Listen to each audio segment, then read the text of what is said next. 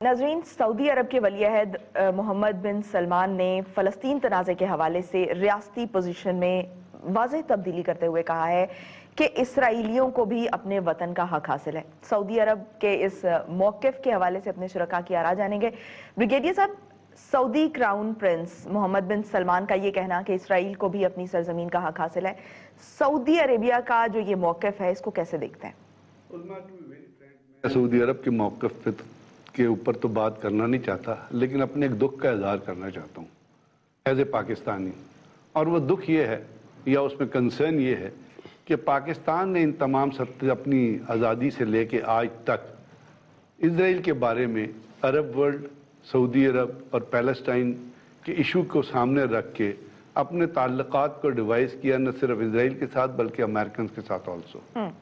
और आज इस मौके पर जिस वक्त पाकिस्तान भी एक क्रॉस रोड पे खड़ा है, इस्लामिक वर्ल्ड भी डिवाइडेड है, सऊदी अरब सिर्फ इसलिए कि उसके पास तेल की दौलत है या पैसा उनके पास बहुत है, वो बहुत सारे आर्म्स डील साइन कर सकते हैं, वो बहुत सारे बायलैटरल ट्रेड साइन कर सकते हैं अमेरिका के साथ, वो मेलानिया ट्रंप को $420 मिलियन दे सकते हैं, वो वहाँ जाके $900 बिलियन के दफाई मायदे, और चूँकि अमेरिका का एक बहुत बड़ा बजट का एक बहुत बड़ा पोर्शन जो है वो डिफेंस इंडस्ट्रीज से आता है, वो कर सकते हैं। और उसके बाद वो बयान देते हैं कि जो सऊदी इजराइल को अपने वतन का हक हासिल है। तो मैं इसके ऊपर उनके इस बयान के ऊपर अपने पाकिस्तान के इस हिसाब से कि अगर आपने ये करना था तो हमसे भी मशवरा करते कि भी आप भी कबूल कर लीजिए, पहले ही कबूल कर लिया, हमारे साथ कबूल कर लीजिए, ताकि वो जॉइंट एक रास्ता जो आपने उनके साथ मिलकर अपनाया या वो चीज़ जिस तरह आप चले। बहुत सारे ऐसे टेन्योर्स आए हैं जब आपको पता है पाकिस्तानी फ़ौज ने बड़ा एक्टिवली पार्टिसिपेट किया है, न सिर्फ सऊदी अफवाज की ट्रेनिंग में बल्कि सऊदी अरब के अंदर मुख्तलिफ एस्पेक्ट में, और साथ साथ पे 80 की दहाई में पाकिस्तान वर्क फोर्स वहाँ पे काम करती रही है, तो उनसे हमारे बड़े क्लोज ताल्लुकात रहे हैं। उन्होंने भी हमें इन रिटर्न काफ़ी दफ़ा तेल दिया डेफर्ड पेमेंट्स के ऊपर, या हमें हमारे स्टांस को लेके चले।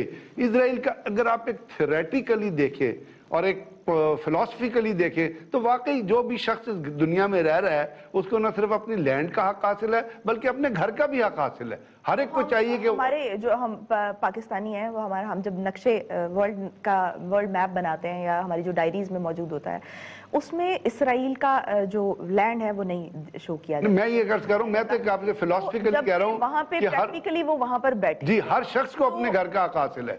मैं सिर्फ ये जो पास कर रहा हूँ, ना बनाने से क्या मैसेज देना, मैं आपसे जो बात करूं, मेरा कैनवस और है, मेरा कैनवस एक बहुत बड़ा कैनवस है। उसमें मैं ये कह रहा हूं कि सऊदी अरब को हम अब ये तो उन्होंने बयान दिया ना, उनकी एम्बेसडरियल ताल्लुकात तो 2 साल पहले हो गए थे। अब सऊदी एयर इंडिया से एक फ्लाइट है जो सऊदी अरब पे फ्लाई करके लैंड कर गई है अपना तल अवीव में, क्योंकि उनको शॉर्ट डिस्टेंस पड़ता है। पिछले हफ्ते लैंड किया।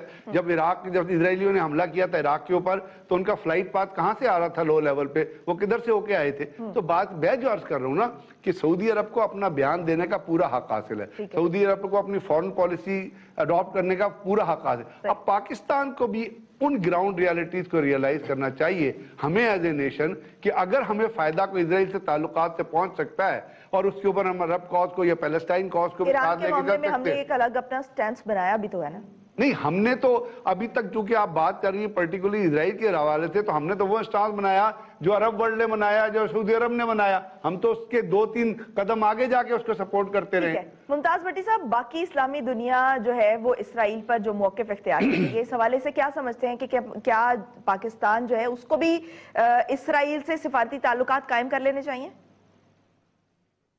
देखिए, हम बड़ी जल्दी कंक्लूजन के अंदर जंप कर जाते हैं। आप इस सेगमेंट को अगर अपने पिछले सेगमेंट के साथ रिलेट करें ना, देखिए दुनिया भर में एक जंग उस वक्त छेड़ी गई और ये मोहम्मद बिन सलमान ने बड़ा राइटली उसने कहा कि वहाबियत को हमने फैलाया और इस जंग को लड़ा अमेरिकी मगरब के कहने के ऊपर, और उसके ऊपर हमने पैसा भी लगाया। ठीक है, वो उन्होंने अपनी गलती का एतराफ किया। पाकिस्तान कह रहा है, देखें इसके ऊपर तो यही तो हम पाकिस्तान कह रहे हैं। दूसरी बात देखें ना, कंफ्यूजन कहाँ पे आती है, जहां वार एम्बिशियस होती है, वार स्ट्रेटजी होती है, वार टैक्टिक्स होती है, वार वेपन्स होते हैं, वार टूल्स होते हैं, वहां पे वार अब्यूजेस भी होती हैं। बाद में अमेरिका ने ये जंग लड़ी, उसने प्राइवेट कॉन्ट्रैक्टर्स को उतारा इसके अंदर, उसने जासूसी एनजीओ से करवाई, यहाँ पे रीजन के अंदर पूरी दुनिया में करवाई, اور کنٹریکٹر بھی اتارے جنہوں نے لوگوں کو بھی مارا. اب وہ کہاں گئے؟ واپس چلے گئے نا. وہاں جا کے کل وہ مس یوز کرتے ہیں تو وہاں پہ لا کی ضرورت ہوتی ہے کہ آپ کے انٹرنل لا اتنا اسٹرانگ ہو کہ وہ لوگ وہاں پہ جا کے چیزوں کو مس یوز نہ کر سکیں.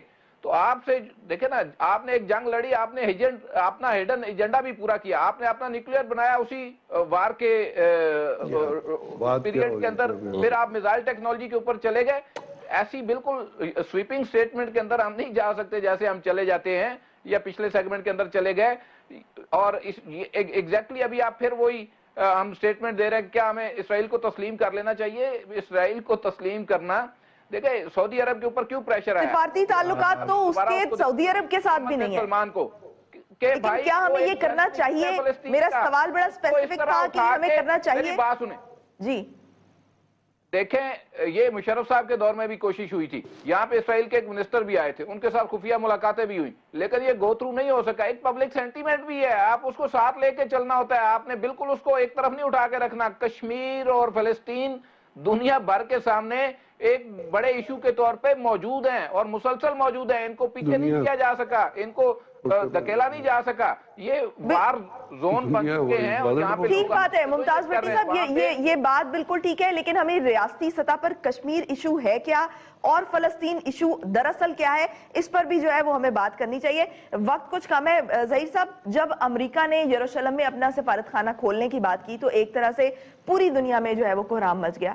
جنرل اسمبلی میں امریکہ کے خلاف جو ہے وہ قرارداد منظور ہوئی, لیکن عملی طور پر جو فلسطینیوں کی صورتحال تھی اس میں کوئی تبدیلی ہم نے نہیں دیکھی, کوئی تبدیلی نہیں آئی. 2 اسٹیٹ سولوشن پر کوئی پیش رفت نظر نہیں آتی. کیوں عالمی برادری کا جو موقف ہے وہ فلسطین کے حوالے سے غیر مؤثر ہے؟ دیکھیں, مائٹ از رائٹ والی پالیسی ہے, اور مسلمانوں کی اوقات ہے کیا, مسلمانوں کے پاس کون سی سائنس اینڈ ٹیکنالوجی ہے؟ جب ان کا وقت تھا انہوں نے رول کیا, آج ان کا وقت ہے وہ رول کر رہے ہیں. رول دنیا میں 2 چیزوں سے کیا جاتا ہے, ایک ہوتا ہے ریولیوشن اینڈ ملٹری افیئرز, آپ جو ملٹری ویپنز بنائیں, ترقی کریں سائنس اینڈ ٹیکنالوجی میں. دوسری چیز ہے آپ کی معاشیت. جب یہ دونوں چیزیں سٹرونگ ہوں ان کے پاس تو ان کا رول کرنا حق بنتا ہے. تو باقی رہا بات مسلمانوں کی, آپ دیکھیں مسلمانوں کے چیمپئنز ملک کون کون سے ہیں؟ سعودی عرب ہے, ٹرکی ہے, اور دوسری طرف ایران آ جاتا ہے. آپ دیکھیں نئی ینگ جنریشن آ گئی ہے, نئی لیڈرشپ آ گئی ہے سعودی عرب میں اور یہ یو اے ای کے. محمد بن سلمان اور محمد بن النہیان, یہ 2 وہ کون تھے جو ٹرمپ کا جو سن ان لا ہے وہ اس کے پروبیبلی کلاس فیلوز ہیں. دیکھیں وہ کلچر کیا ہے. ابھی سعودی عرب کو کیا پتا ہے؟ سعودی عرب کی جو اپنی پالیسی ہے میرے خیال کے مطابق وہ یہ ہے کہ وہ ایران کو شاید دشمن سمجھتا ہے لیکن اسرائیل کو پروبیبلی وہ نہیں سمجھتا. اور دوسری بات, آج کل دنیا کے اندر اکنامک جنگ پہلی چل چکی ہے. آپ یہ دیکھیں جب سے ٹرمپ آیا ہے نئی صف بندیاں ہو گئی ہیں. ٹرمپ کا موقف کیا ہے؟ ٹرمپ نے آتے ہی سب سے پہلے جو چائنا کی جتنی ایکسپورٹس تھی اس پہ ٹیرف لگایا, اور جسے چائنا بالکل ڈیفینیٹلی ناراض ہوگا. پھر اس نے یورپ کی جتنی چائنا نے بھی لگا دیا.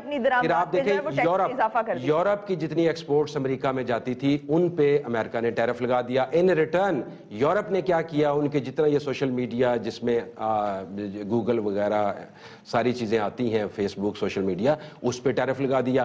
سو اوورآل اگر دنیا کا آپ سینیریو دیکھیں تو یہ جو اقتصادی جنگ کی طرف تو آلریڈی جا چکا ہے. آپ لیٹسٹ جو کانٹریکٹ, ہمیں کیا کرنا ہے؟ اچھا ہمیں کیا کرنا ہے؟ ابھی گڈ کوسچن آپ کا. آپ دیکھیں پہلی تو بات دنیا کے اندر ہمیں اپنی اقتصادیات بہتر کرنی ہے. دنیا کے اندر پہلی تو بات دیکھیں, دنیا کے اندر پہلی تو بات یہ ہے کہ کبھی بھی جو اننیسیسری دشمنی بنانا چاہیے. ہم کیا فلسطین کی حمایت کر سکتے ہیں؟ ہمارا کراچی بڑی مشکل سے سنبھلا ہے, اور بھائی ہمارا تو پشاور ابھی آج بھی وہاں ڈر لگتا ہے. تو خدا کے لیے پہلے ہم فلسطین اور ان کی ہم جو مورل سپورٹ ہم ضرور کر سکتے ہیں. ہم اتنے قابل نہیں ہیں کہ ہم ان کی فائنینشیل اور ڈپلومیٹک لیول پہ ان کو سپورٹ کر سکتے ہیں, بیکاز ہمارا تو ہاؤس ان آرڈر ہونے کے لیے ٹائم لگنا ہے.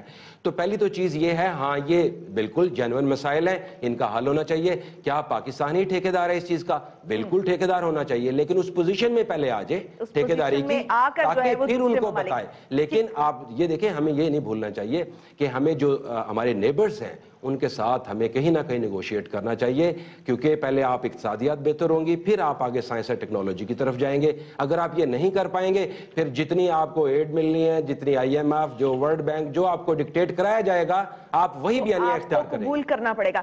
رضوان رضی صاحب, پاکستان میں مولانا فضل الرحمان صاحب نے جو ہے وہ کشمیر اور فلسطین کے حق کے لیے ملک گیر احتجاج کا اعلان کیا, کیا کہیں گے؟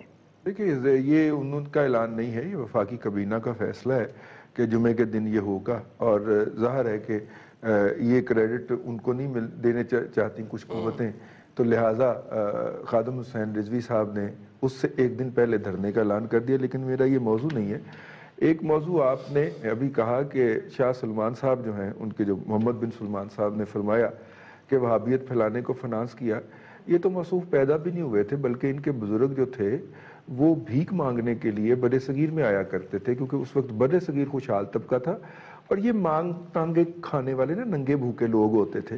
ابھی پچھلے دنوں ایک عرب ملک میں جانے کا اتفاق ہوا، تو وہاں پہ یہ جو بڑی چھپکلی نہیں ہوتی جس کو ہم پنجابی میں گو کہتے ہیں، اس کی ایک ڈش جو تھی وہ سامنے لائی گئی، اور میرا وہ مطلب کہ ابکائی، نہ صرف ابکائی آئی بلکہ ٹیبل پہ بھی وہ کام خراب ہو گیا، کیونکہ ان کے ہاں وہ کھانے کا رواج ہے باقاعدہ، کیونکہ ان کے حالات اتنے خراب تھے اس وقت، اور وہ اسے ایز اے ٹریڈیشنل ڈش پیش کرنا چاہ رہے تھے۔ کون سا ملک تھا جی؟ آپ چاہتے ہیں آپ کیوں چاہتے، جس کی طرف سے نہ ہو کیا ہے؟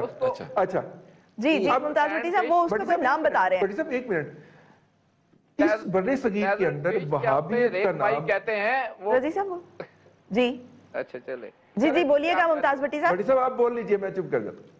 میں نے کہا اس کو، میں صرف ایک جملہ کہنا چاہ رہا تھا کہ جس کا آپ ذکر کر رہے ہیں اس کو ریگ مائی کہتے ہیں، اور سینڈ فش بھی اسے کہا جاتا ہے، اور وہ اس کو کھایا جاتا ہے، فش کہتے ہیں جی۔ جی اب دیکھیے، شاہ اسماعیل شہید اور سید احمد شہید نے جو موومنٹ تحریک مجاہدین شروع کی تھی، اس وقت اس کے خلاف ایک تو انگریز نے سازش کر کے وہاں پہ پختونوں کو خریدا، اس موومنٹ کو کرش کیا۔ نظریاتی طور پہ اس کو کرش کرنے کے لیے نا اسے وہابی ازم قرار دیا گیا۔ وہابی ازم کی ٹرم جو تھی وہ عرب پیننسولا میں تو کبھی تھی ہی نہیں، وہ تو برے صغیر میں، اور برے صغیر میں بھی موجودہ پاکستان کے ناردرن ایریاز کے اندر گڑی گئی، اور اب یہ یہاں سے کچھ گورے یہ ٹرم اٹھا کے لے گئے، اور پوری دنیا میں وہابیزم گاتے پھر رہے ہیں، ان کو کوئی کاؤنٹر کرنے والا اس وقت نہیں ہے۔ وہابیت یا وہابیزم کی ٹرم جو ہے وہ پیورلی برے صغیر کی کرافٹڈ ٹرم ہے، جو کہ انگریز نے اپنے مفاد کے لیے کی تھی، اور وہ ہر اس شخص کو وہابی کہتا تھا جو انگریز کے خلاف مسلح جدوجہد کی بات کرتا تھا۔ انگریز تو چلا گیا، اس کے جو ایجنٹ ہیں یا اس کی جو ناجائز اولاد ہے وہ آج بھی یہی ٹرمینالوجی جو ہے وہ کرتی پھر رہی ہے۔ دیکھیے ابھی ظہیر صاحب نے بات کہی کہ دنیا کے اندر اس کی حکومت ہے جس کے پاس ٹیکنالوجی ہے، نالج ہے۔ میں کہتا ہوں اس کے اندر ایک اور بات ایڈ کر لیجئے۔ اسٹیفن ہاکنگ جو مر گیا ہے، اس نے ایک بات کہی تھی کہ 21ویں صدی کے اندر اقتدار وہ قومیں انجوائے کریں گی جن کا انفارمیشن فلو کے اوپر کنٹرول ہوگا۔ یہ آپ کے ہاں اور میرے ہاں جو 70 کے قریب ٹیلی ویژن چینل کھل گئے ہیں نا، یہ بیسیکلی اقتدار کی لڑائی ہے، یہ انفارمیشن فلو کو کنٹرول کرنے کی بات ہے۔ آج کی صدی میں حاکم وہ ہے جو کہ انفارمیشن فلو کو کنٹرول کرتا ہے۔ اور آخری بات یہ ہے کہ ان عربیوں کو، ان فلسطینیوں کو وہاں سے اٹھا کر بسانا ہے ہم نے سرائے سینا کے اندر، اور اس لیے وہ سچویشن کرش کی جا رہی ہے۔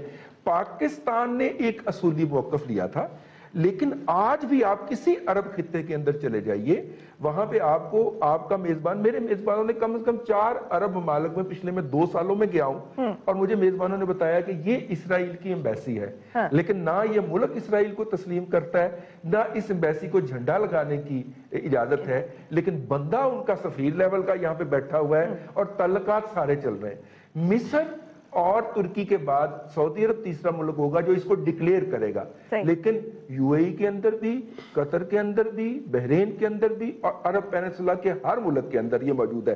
لیکن یہ ون سائیڈڈ نہیں ہے، آج بھی امریکہ کے ساتھ ایران ٹریڈ کرتا ہے، کوئی کاؤنٹر کا نریٹو نہیں ہے۔ جو بینک آف عمان ہے، عمان کے اندر جو بینک ہے، صرف اسے دنیا میں اجازت ہے کہ وہ central reserve bank of Iran جو ہے اس کے ساتھ ڈیل کر سکتا ہے۔ ہم نے کرنے کی بات کی تھی، انہوں نے ہمارے کے ایس پی بینک کو رگڑ کے اور ہمیں 2 چماٹے کروائے، ہم نے راتوں رات اس کو 1 روپے کے عوض بیچ دیا جہانگیر صدیقی کو کہ بھائی تو اٹھا کے لے۔ ایک چیز میں کہنا چاہوں گا، ایک چیز، کیونکہ ہم بات کر رہے ہیں نا انفلوئنس کی، اور انفلوئنس کر رہے ہیں ٹیکنالوجی کا اور معاشی انفلوئنس۔ آپ اس میں ایک چیز یاد رکھیے گا کہ ان تمام عرصے میں ویسٹ امریکنز کی بھی اور بہت ساری پارس کی خواہش رہی ہے کہ ہم اسرائیل سے تعلقات قائم کریں، اور اس کے لیے بے نظیر بھٹو کے زمانے میں یاد ہے کوششیں ہوتی رہی، لیکن پاکستان نے ایک اصولی موقف رکھا تھا، اور تمام انفلوئنس کے باوجود جو ملکوں میں ٹیکنالوجیکل بھی تھا اور سائنٹیفک بھی تھا आप अपने मौके पे खड़े रहे। एक बात even if you are not economically so viable,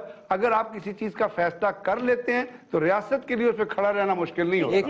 देखिए, मुझे ये भी नेतन्याहू का जो इंडिया का दौरा हुआ था, तो वहां पे उन्होंने जो जर्नलिस्ट थे उन्होंने क्वेश्चन किया पाकिस्तान से मुतल्लिक, वो चुप कर गया। आप देखें डिप्लोमेसी देखें, उसने एक लफ्ज भी पाकिस्तान चुप कर गया था पाकिस्तान के बाद। ये होती है डिप्लोमेसी। तो हम यहाँ जज्बात में आके एक टोटल रिलीजन को भी बीच में ले आते हैं, अमलगामेट मिक्स कर देते हैं और चढ़ दौड़ते हैं। अपने मफादात का बहरहाल तहफ़्फ़ुज़ जो है वो हमें खुद करना होगा। लेकिन आखिरी बात एक जिक्र, माफी इसराइल से हमें कोई नहीं मिल रही, हम बेशक उसको तस्लीम करें या ना करें, तो हमें सिफारती ताल्लुकात कायम करने चाहिए या नहीं? कोई फायदा नहीं हमें इस वक्त माशी तौर पे, और उसका भी माफी नहीं। इसमें एक चीज और मैं तो ये चाहता हूँ कि आपको इनडायरेक्ट रिसोर्सेज, इनडायरेक्ट एक्सेस जो है ना, दुनिया में एक बैकडोर डिप्लोमेसी होती है, एक इनडायरेक्ट एक्सेस होती है, क्योंकि कुछ ऐसी चीजें हैं जो आपकी स्ट्रेटेजी के हिसाब से इंडिया और इजराइल, जिस तरह मैं नहीं कह रहा कि ताल्लुकात अब चूंकि सऊदी अरब ने कायम किया तो कल आप उठे और कहें कि जी हम भी कायम करें, लेकिन आपको अपने अपने जो ऑप्शन है और अपना जो नैरेटिव है इस वक्त उसको ओपन रख रहा है कि दुनिया में नई कोलिशन बन रही है, नई ताकतें बन रही हैं, नई सब बंदियां हो रही हैं। ठीक है, मुमताज भट्टी साहब आप कुछ कहना चाह रहे थे? देखिए, मैं एक तो करेक्शन करना चाह रहा था, चले उसको भी छोड़ें। आप इसराइल ने आपके खिलाफ एक पोजीशन ली हुई है, जब आपने पोजीशन ली तो उसका जो है बड़ा क्लोज इंडिया के साथ जो है वो नेक्सस कायम हो गया। आप उसको तस्लीम कर लेंगे तो भी आपको नुकसान ही होना, फायदा नहीं हो सकता। बैकडोर राब्ते हमारे पहले भी थे, अब भी है। ठीक है, हमें फायदा नहीं होगा। ठीक है।